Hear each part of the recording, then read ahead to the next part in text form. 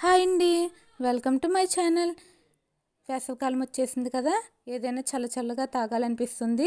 ఇలా బాదం పాలు ఒకసారి చేసి ఫ్రిడ్జ్లో పెట్టుకోండి. ఎప్పుడు కావాలంటే అప్పుడు గ్లాస్లో వేసుకుని తాగేయచ్చు. ముందుగా ఒక 50 గ్రాముల బాదం పప్పుని తీసుకుని నానబెట్టుకోవాలి. ఒక నైట్ అంతా నానిన తర్వాత ఇలా పొట్టి తీసుకుని ఇందులో సగం పప్పుని మిక్సీ జార్లో వేసుకుని 2 యాలకులు, కొద్దిగా పాలు వేసుకుని వీలైనంత మెత్తగా గ్రైండ్ చేసుకోండి.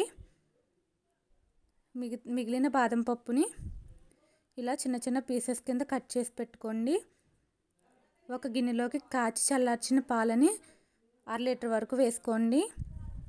ఇందులో పేస్ట్ చేసి పెట్టుకున్న బాదం పప్పుల పేస్ట్ని వేసుకుని రుచికి సరిపడా పంచదారని వేసుకుని పంచదార మొత్తం కరిగిపోయేంత వరకు బాగా కలుపుకొని స్టవ్ మీద పెట్టి బాగా కలుపుతూ ఇలా ఒక పొంగు వచ్చిన తర్వాత 1/2 టీ స్పూన్ బాదం ఎసెన్స్ వేసుకోవాలి. ఫ్లేవర్ చాలా బాగుంటుంది.